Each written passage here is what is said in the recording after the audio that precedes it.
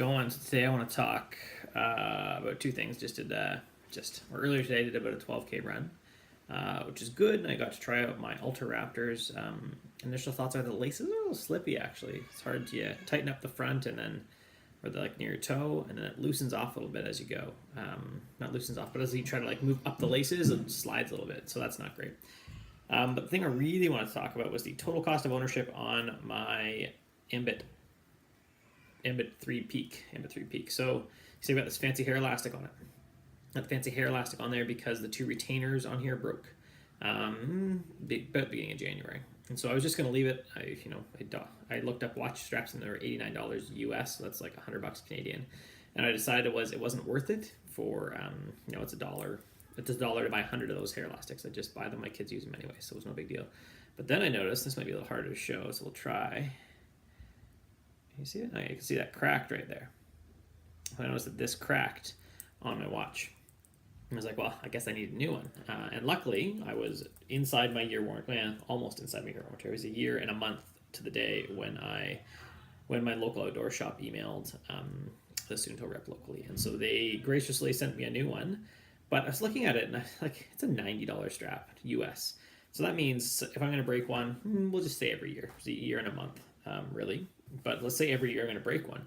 That means that this watch, which I got for a really good deal at $500 Canadian, so we'll just call it $500 Canadian, but really it's about $7. This really nice watch at $700 Canadian actually turns into, over 5 years, a $1,000 watch, because it's $100 a year per strap if I'm going to replace one every year. Even if we say, okay, well, it's going to go a year and a month, it's still like $400 extra for the strap on this watch, which just seems ridiculous to me.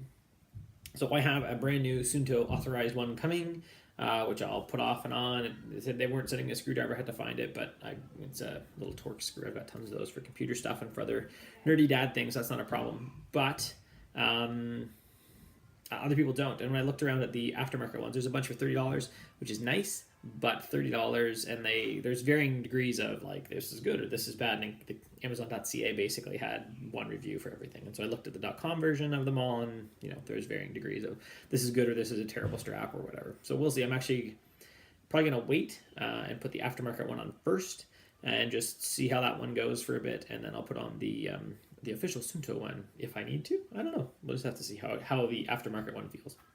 So I'll review of that coming up. That's it for today, really. My 12K run felt good. Like I said, the initial thoughts on the Ultraraptors are that they're really grippy. I liked them. I took them on a hike on Saturday with the kids, and that was really good. They were really grippy.